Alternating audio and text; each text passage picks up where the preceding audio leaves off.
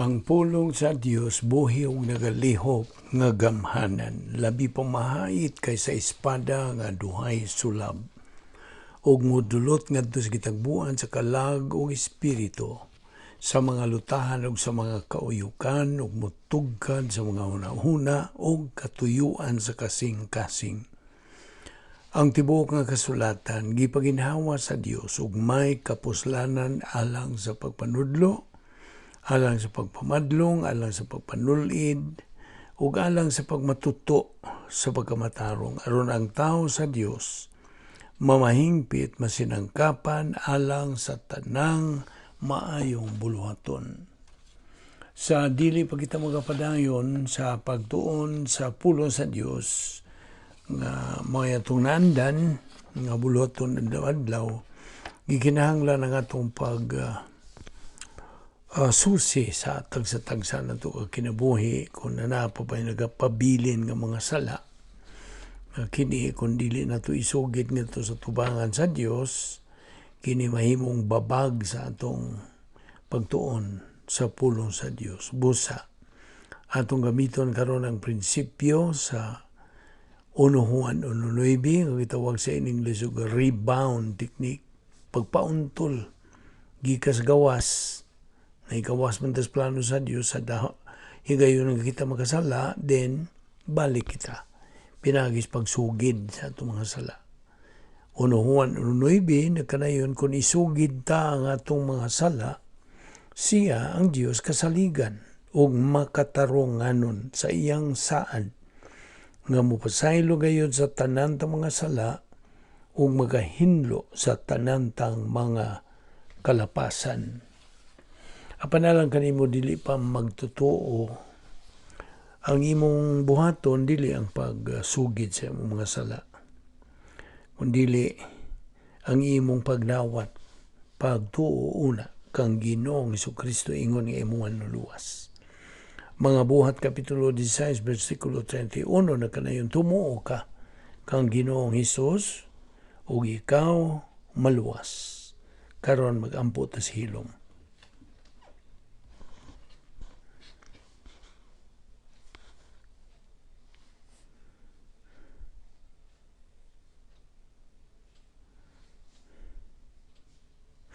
Bala na mga Dios, nagapasalamat kami kanimo nining lain sa mga adlaw nga imong gahin alang kanamo, alang sa among pagpadayon sa pagtuon sa imong mga pulong. Salamat o Dios nga imo pa kaming gipabuhi, nagaginawa pa kami askil pang among panglawas o napay kalantip sa among pangunahuna, kini gumikan lamang sa imong gugma, kaluoy, grasya. Kumani kami karon sa among pagpadayon sa pagtuon sa imong pulong, pinagis tudlo kanamo sa balang Espiritu Santo nga mao lamang ang bugtong magtutudlo sa kamatuoran. Kining tanan among gipasalamatan sa ngalan ni Ginoong Hesukristo. Amen.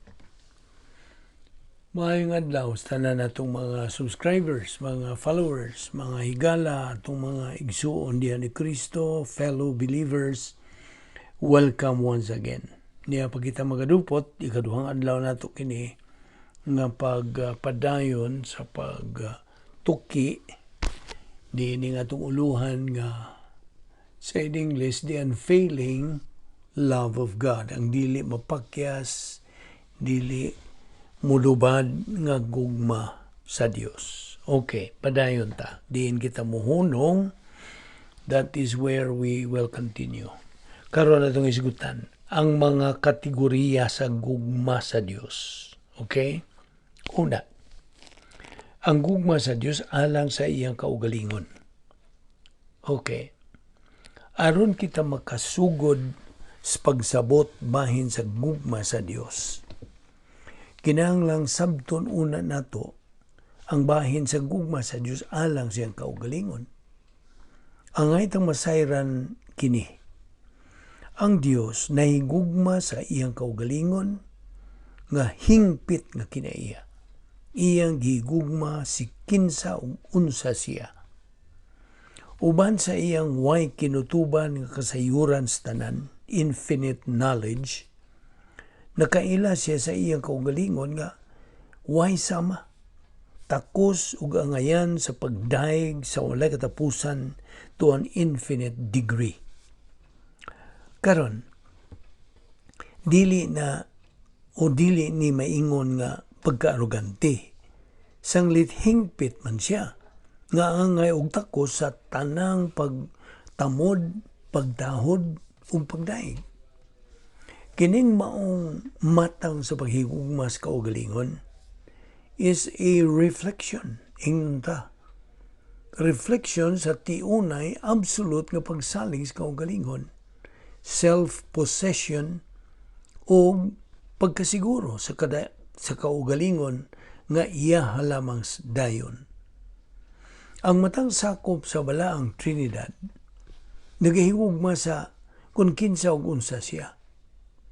Dili lamang kay gihigugma sa matag usa ang iyang kaugalingon, kundi ang tanan nga tulo ka sakop sa balaang Trinidad na nag-iyag hingpit nga bertud, perfect virtue, ug hingpit nga katakos sa paghigugma ug katakos nga higugmaon sa ubang sakop sa balaang Trinidad.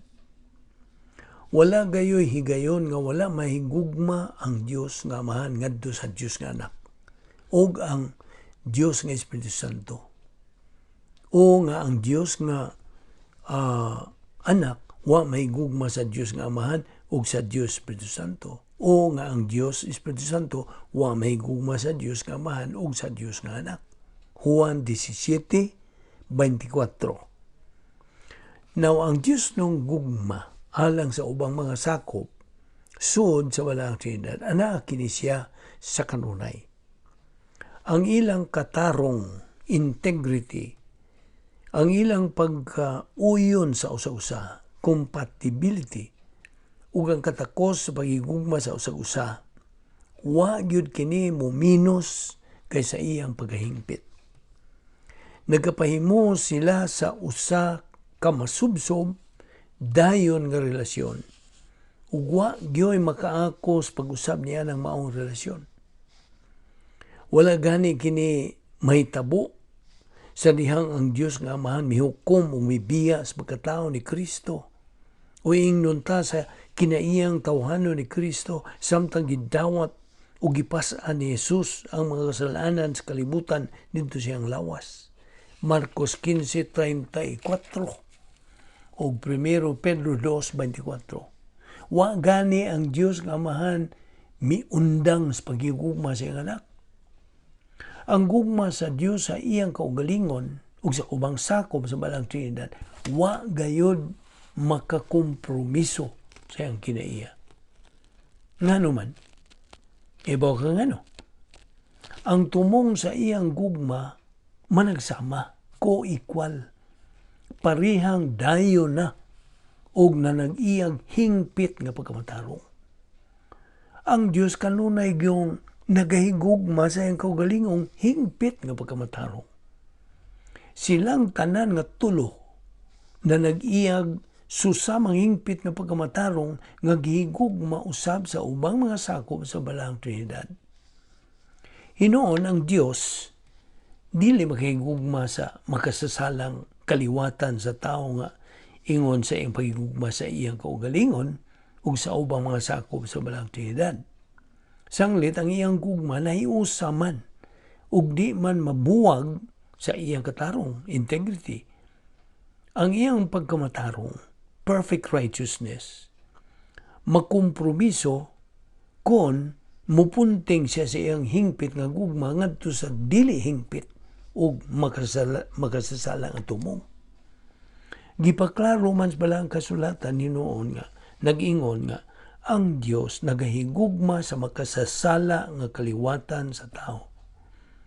Now, aron masabtan ta kung yun sa maniya paghigugma ang taong makasasala, kinahanglan nga imong bahin-bahinon o i-categorize ang iyang gugma ngadto sa Dios nun nga personal ug Dios nun nga impersonal nga matang sa gugma. Abi ko nimo, ang tiunay o absolute nga pagkamatarong mao ang sukdanan o kriteriyon sa maong duha ka matang sa Dios nung gugma. Kasabot ka? Now, karon, ang gugma sa Dios alang sa kaliwatan sa tao, duha kini ka klase, personal o impersonal.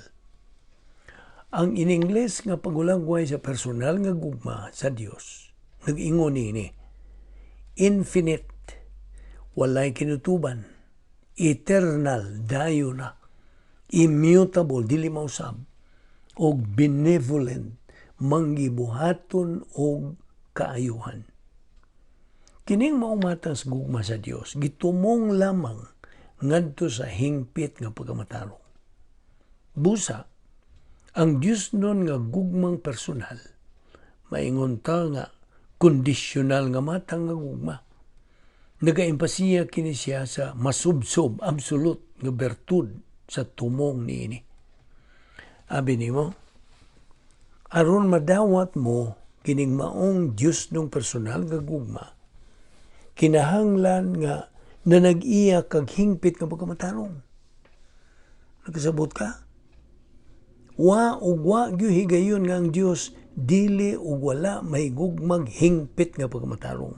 Kung asa man kini makaplagi, apil na diha sa tao. Mao kanay nahitabo dito sa kahingpitan, perfection sa hardin sa Eden. Sanglit gibuhat man sa Ginoo si Adan uban sa walay mantsa o tatsa nga pagkamatarong, tukma gyud siya si Adan sa Dios nun nga personal nga gugma. Hinoon, ingon nga hingpit nga binuhat nga tao, si Adan dili managsama sa Dios. He was not equal with God. Apan ka siyang milapas sa pagkamatarong o hustisya sa Dios. Diyantong panahon sa kahingpitan didto sa hardin sa Eden. Wa pa didto'y panagbingkil o panagsungi tali sa Dios o sa ulang binuhat nga tao. Wala pa. Kung bahin sa personal nga gugma, ang Dios nagasangkap kang Adan og sa babae sa naong nga pagpadayag sa iyang kaugalingon, sa tuyo, nga ma-oriented kini sila kaniya aron maunay basihan sa ilang panghuna-huna o pagkinabuhi. Gikan nining maong personal nga gugma, gisangkapan sila sa Dios sa tanan nga ilang panginahanglan. Gipanalanginan pa sila lawas, kalag, o espiritu. Hinoon, dinhi usa ka gitumbok nga pagpasidaan kon bahin sa pagkamatarong o sa hustisya sa Dios didto sa hardin. O kini mao ang pagdili kanila sa pagkaon sa bunga sa usa ka kahoy sa pag-ila sa maayo og dautan. Bisan pa sa maong pagdili, kini sa Adan ug ang babae mipili sa pagpakasala, pinaagi sa pagkaon sa bunga sa maong kahoy ug ang tanan kalit lamang nga nangausab. Nangausab ang tanan. Ang sukdanan, standard sa hingpit nga pagkamatarong sa Dios gisupak Manila. Nan, niiningi gayon na, diha gyud silang gihukman sa hustisya sa Dios. Karon, na nag-iyan kinaiyang makasasala sila sa Adan, ug ang babae, patay na sila spiritually dead, uwan na sila katakos sa panag-iyang personal nga relasyon nga to sa Dios. Putol na ang ilang relasyon sa Dios. Wala na. Ang resulta niini karong kahimtang nila, mao nga na usab na ang pagkagan sa Dios kanila, gikan sa Dios nung personal nga gugma dito sa hardin, ngadto na sa Dios nung impersonal nga gugma, ngadto sa spiritually dead nga Adan, outside the garden, ug subsequently ngadto na sa tibuok kaliwatan sa tao. Si Adan maong ingnon tag nagarepresentar o federal head sa kaliwatan sa tao. Ug sa ingon nga kahimtang, ang desisyon niya sa pasupil o pagpakasala usa ka desisyon kadto alang sa matag sakop sa kaliwatan sa tao. Roma 5:12. Ingon nga mga kaliwat ni Adan, hinukman kitang tanan sa panahon sa atong pagkahimugso. Dili tungod sa atong personal nga mga sala, kundi tungod sa orihinal nga salang nabuhat ni Adan.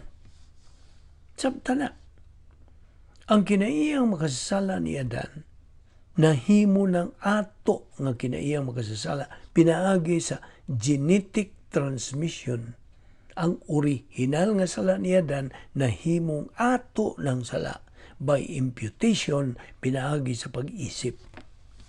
Ang resulta niini, nangatao kitang tanan nga nangalaglag o walay paglaom. Hopelessly lost. Patay spiritualmente. Kung sama ni Adan, human gyud sa pagkalaglag niya after the fall, di na kita mahimong tumong sa personal nga gugma sa Dios, ni makaangkon og personal nga relasyon kaniya. Yet, ang Dios nagapangandoy pagyud siya usa ka relasyon nga personal nga paghigugma.